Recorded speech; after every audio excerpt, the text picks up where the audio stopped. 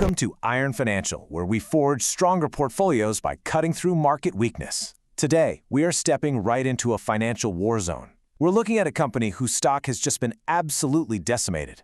Taken out to the woodshed. And yet, insiders are buying, and some major institutions are building brand new positions. So what is going on here? Is this a death spiral, or is this the buying opportunity of a lifetime? Let's find out. Okay, so today we're dissecting Mammoth Energy, ticker symbol TUSK. The stock just cratered. Absolutely cratered after their Q4 earnings report came out. And look, on the surface, it looks like a complete and total train wreck. But the question we have to ask is this: is this a structural failure, a permanent break in the company, or is there a deep value opportunity hiding somewhere in all that rubble? The market is screaming disaster, but if you listen closely, management is quietly whispering, this is a masterpiece in progress. We're here to forge the truth from the raw data.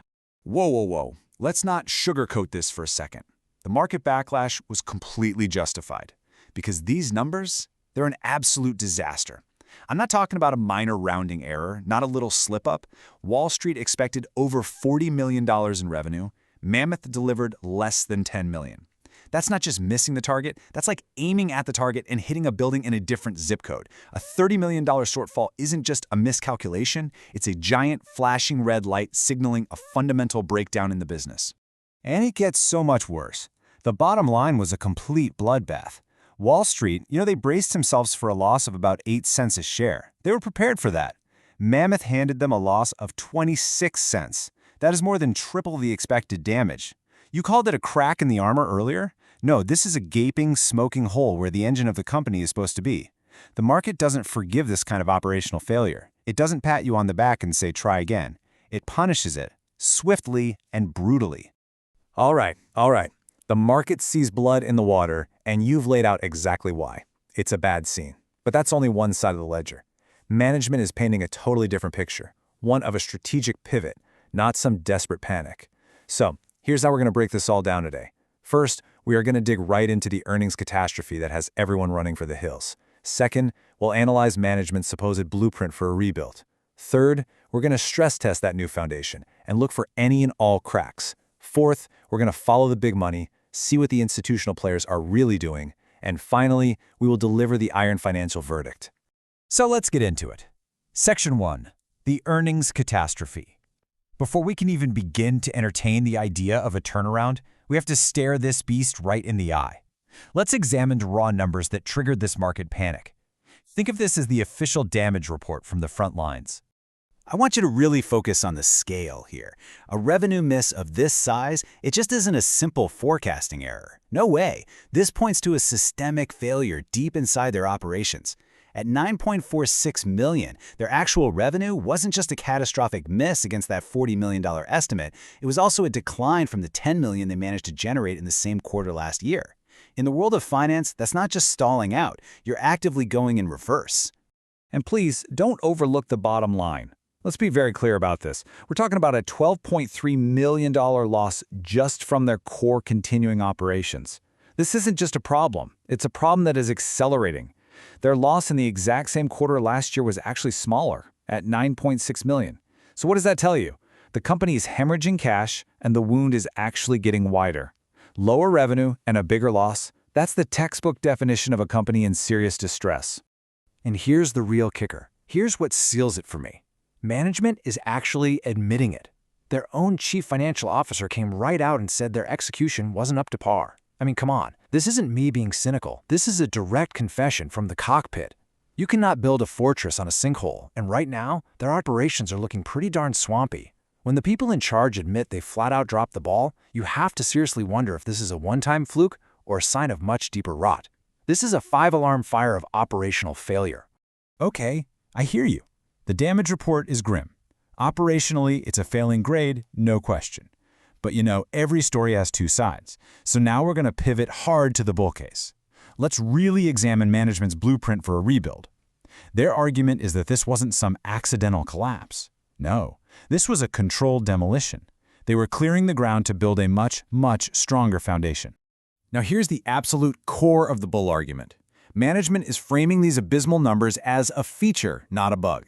They claim they intentionally spent 2025 dismantling the weaker parts of their business, tearing them down to make way for a more robust structure. So when they call it a transformative year, they're not just throwing around corporate jargon. They're telling you, look, this was a deliberate strategic amputation to save the patient. And here's the proof of what they call that heavy lifting. They sold off 4 non-performing business units and in the process generated a massive cash infusion of over $150 million. Now let's be clear, this wasn't a desperate fire sale to keep the lights on. This was a calculated, strategic move to build a war chest. They effectively traded deadweight for rocket fuel. And this slide right here shows the result of that strategy. At the end of the year, Mammoth was sitting on over $158 million in total liquidity, with $102 million of that in pure, cold hard cash. This is the new foundation. You have to set aside the ugly earnings miss for just a moment and look at this. A company with this much cash on hand isn't on the verge of bankruptcy. Far from it. This is a financial fortress with enough capital to survive a long siege and then fund a major counterattack. And they are not just sitting on that pile of cash, letting it collect dust. This is an active strategy. They've already deployed over $65 million into their aviation rental business, a segment they've identified as a key growth engine. Now just think about the post-pandemic travel boom, the demand for corporate and private aviation. That is a sector with some very strong tailwinds. And at the same time, they've been trimming the fat, cutting their SG&A, that's selling, general, and administrative costs, basically their corporate overhead, by 17.5%. So they're fueling the growth engine while making the whole machine leaner and more efficient. That's the blueprint in action. And the initial data, the early signs, suggest this pivot is actually working. Just look at the revenue changes in their key segments. The legacy sand proppant business? Yeah, it's down 67%, just as you'd expect.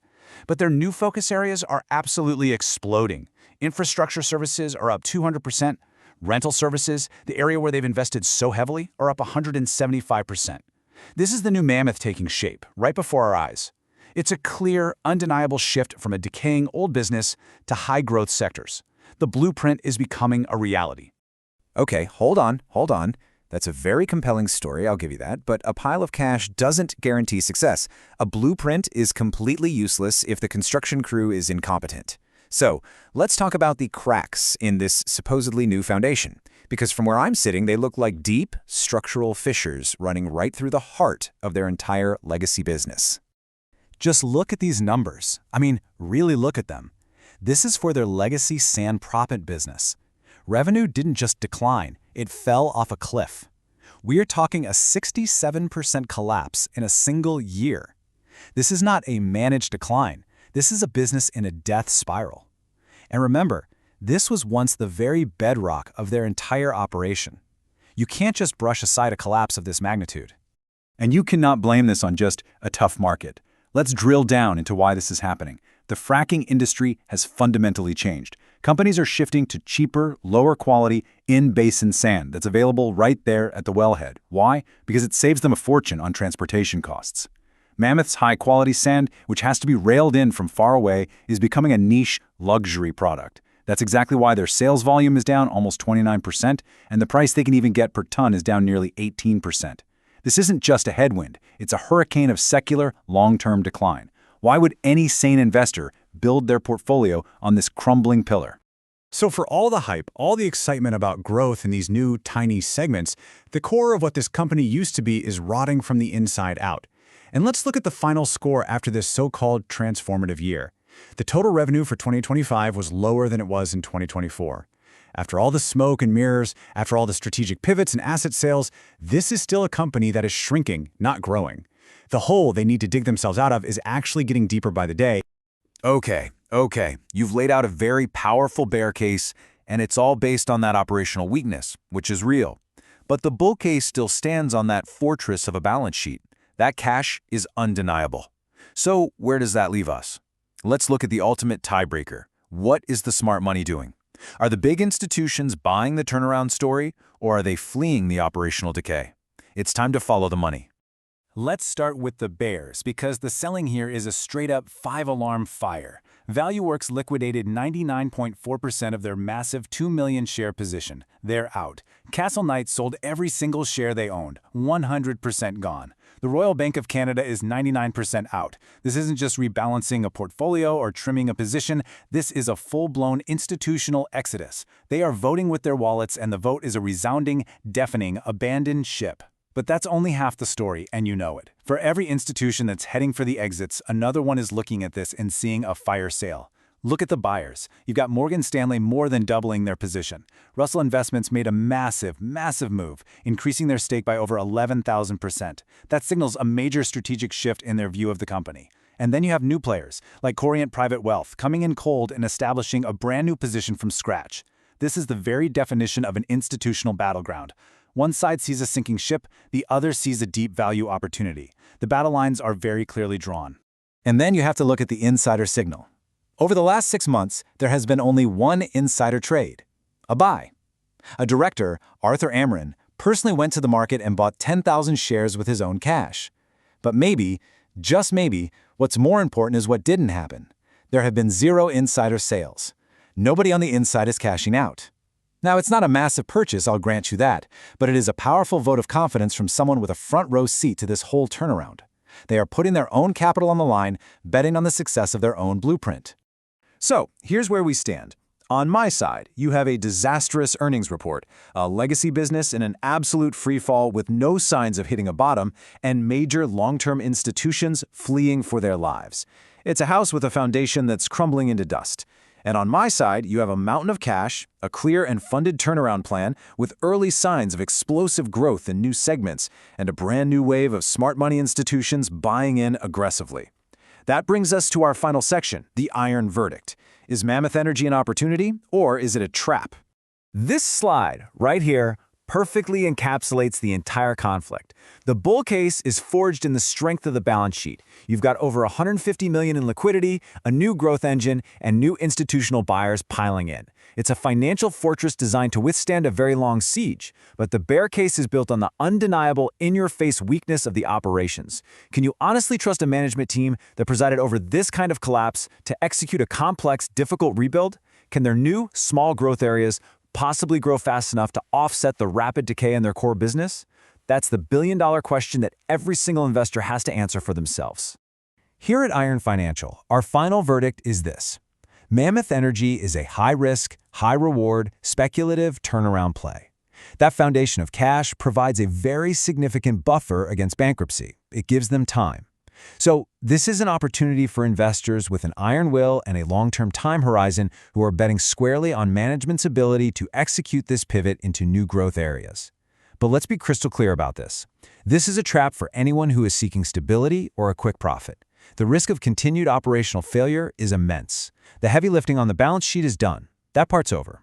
But the entire investment thesis now hinges on a single critical question. Can this management team actually build a new house on top of a crumbling foundation? Bet carefully. Quick disclaimer, everything I share is for entertainment and informational purposes only. I'm not a financial advisor, so please do your own research or talk to a professional before making any moves with your money.